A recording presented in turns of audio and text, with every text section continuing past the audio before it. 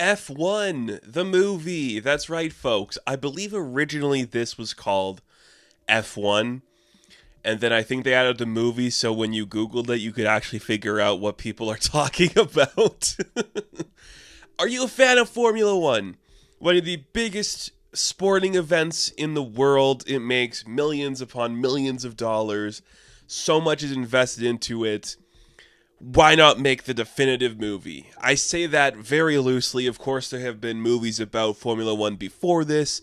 There's going to be some after this. But in this modern era we have, why not try to make a big, expensive Formula One movie? What's that going to get us? Who's to say? Box office success? Maybe a little bit. This is an alright movie. I thoroughly enjoyed watching it. I do enjoy Joseph Kosinski as a director. He is a guy who I think, compared to a lot of more contemporaries of his era, has really understood what spectacle is for like a classic generation. Does that make sense? He makes a big blockbuster, but not, I think, what has become the traditional standard blockbuster for the 2020s. His movies feel like they're from the 90s or the early 2000s, and I think that's what a specific generation is looking for. So it's good to see that. You know, I think Top Gun Maverick, that's a lot of it too. Just that dad core of men used to be men kind of thing, and the things we do are just like impressive in the world, and we could just like know things through like intuition and study and just understanding the basic constructs of existence.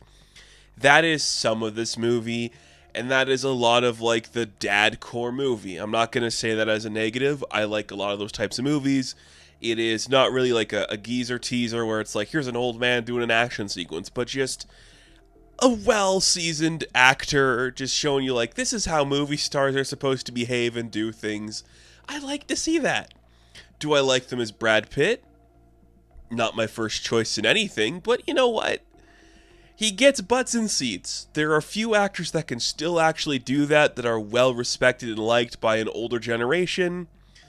So if you have to put Brad Pitt in a movie like this to get it made, that's fine. Saying that, this is also a very expensive movie because it is a co-production from Warner Brothers and Apple.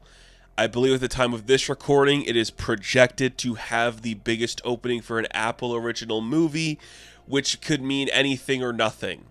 So whatever. It's Formula One. It's Formula One the movie. Car go fast on track. Change tire. Competition. Ferrari. Look, it's a pretty simple premise. There's this failing team within F1. They hire this outsider American talent to come in and shake things up. Rise to success.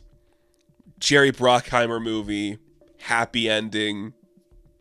Aces. I'm not upset about a simple plot like that. It is effective and easy to understand, and that is half the battle for some stuff. You know, if you can easily convince your audience of what's happening and how things are going to play out, they're willing to go on a journey with you a little bit more, and that is exactly what you need. You understand the tenets of this. It's not going to be complex. It's not going to be over the top. You don't have to know a single goddamn thing about racing a car, and you can understand every single component in here. That's not me saying it makes F1 look simple or easy to understand, because there's a lot of like fine details in it as well. It is just so well handled in executing what you're seeing. The over-the-top, high-tech stuff where we're training or where we're studying the car and all the models that go into it, or just the I'm a guy who knows how to drive a car stuff. It's all so simply handled and executed well. And that's pretty cool. Very effective in that aspect of things. It's a very simple, crowd-pleasing movie. Is this guy gonna win the race? Let's all hope so. That's effective. This is why sports movies work, because they're such a clear indication of talent for the craft and how you come out on top, because you win. And like, that's why these are effective. That's why they're exciting to see in like theaters and stuff. So racing is just really cinematic, and Kaczynski does a really good job of portraying that. I do know they filmed a lot of this movie in real locations for like where they have Formula One, which you can really tell. There's also a lot of producers and actual Formula One people involved in this. Lewis Hamilton is a big name behind the scenes on this film. I think he's one of the major producers. The thing is kind of interesting. I don't think this story is like particularly about his time and experience in F1, but being like one of the primary black racers in this sport, and that kind of becomes like a thing for the young talent in this movie. Maybe there's something there. It's not like overly explained or like that narrative is thrust upon you. Like, it's not the Lewis Hamilton story, but you could see him being like, yeah, this is my experience. This is how people treat you back then, how you build up to like these moments where people want to see you get to the next level, how you get to the next level. So that's all pretty interesting. This movie follows Sonny Hayes, played by Brad Pitt. He is a racer by heart. He loves to drive a vehicle, doesn't matter the vehicle. His old friend Javier Bardem shows up and is like, hey, my Formula One racers are bad. I need a new driver. This is like a last-ditch effort. Will you do it? And he's like, for the love of the game, baby, I'll get in that car and get us to win. And that's the movie, okay? It's like, we have 9 races to accomplish a miracle. Are they going to do it? Well, you've seen a Jerry Bruckheimer movie before, so yes, they are going to do it. It's American intuition. It's the spirit of talent, you know, just like being the best there is and just showing you like what we got in the integrity that we can possess from stuff. Very on the nose and obvious, but damn it if it isn't effective. Gets the job done. I was happy. I was excited. I was really pissed off that they might lose. I'm like, wait, that's not the movie I'm watching. Why would I have any tension that they're losing? If you are familiar with the genre, maybe some of the tension is lost. But if you're a young person, maybe you haven't seen a movie like this before, so there is tension involved. But if you're an old person, you're familiar with it, and you love this shit, so you're just going to keep watching it. It's a multi-generational film, and that's pretty cool. So Brad Pitt, he looks cool, is very effective of doing a really silly smile, being charming, and knowing better than everyone, which is what this movie is. This is just Maverick. He's doing a Maverick-type character. Days of Thunder-style movie. There's your guy. Off to the races. It's effective. It works. People like Brad Pitt still. He's still a draw to some of the older people, you know? He's one of those cool guys. You put him in some tattoos and tell him to work out before he like gets on camera. He's going to look hunky and effective as a guy in his 50s who's like, I'm over the hill. And you're like, yes, you are. But some of the best racers were. So he does good. Javier Bardem is having the time of his life, just wearing a big suit and saying, Formula One, it's a crazy race. Damson Idris is the young racer that also works for the same team. Not too familiar with this young guy's work. Really effective. I think sparring with some of the best of their generation is really hard to do when you are a newcomer. You have to be able to hold your own. There's this certain level of over-the-top charisma and arrogance to this type of guy, and he learns a lesson. Is it really heavy-handed and obvious, the lesson? Yes, it is. You can see it coming a mile away. The old guy says, don't do the thing. The young kid does the thing, and he's like, I gotta learn to slow down and accept humility.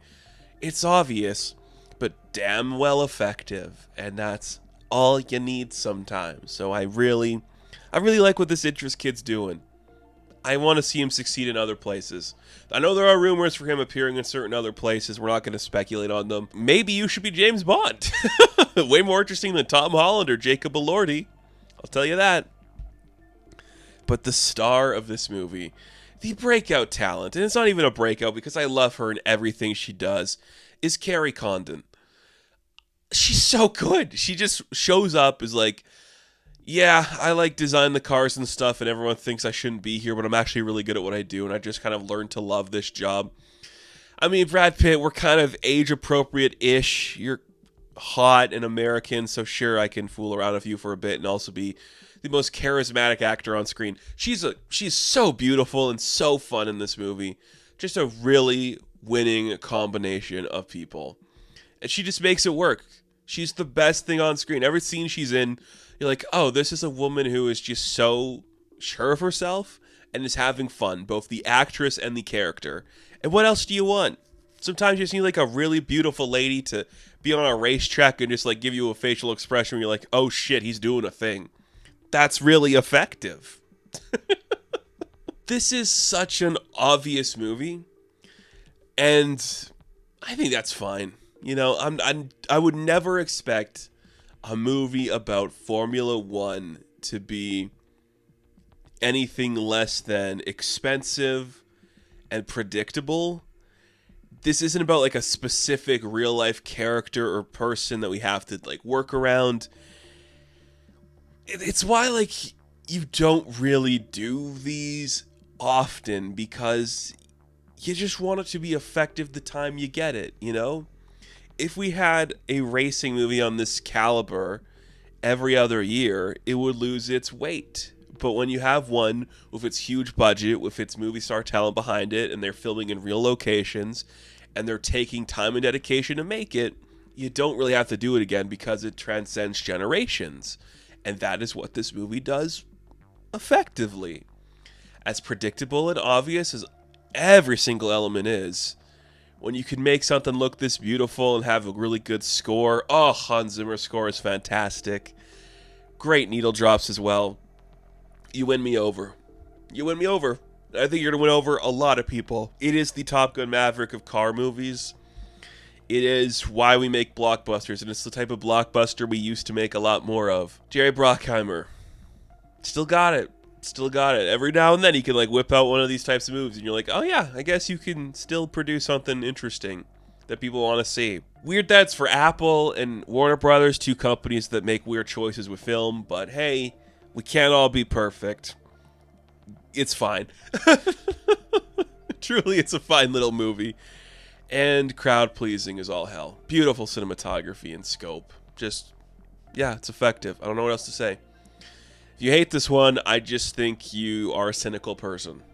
So, F1 the movie, I am going to give a 7 out of 10. Now, thank you all for watching this review. Be sure to like and subscribe to the channel. As always, you can check me out on Instagram, TikTok, and Twitter. And of course, I will catch you in the next one. Have fun. Stay safe. Good luck.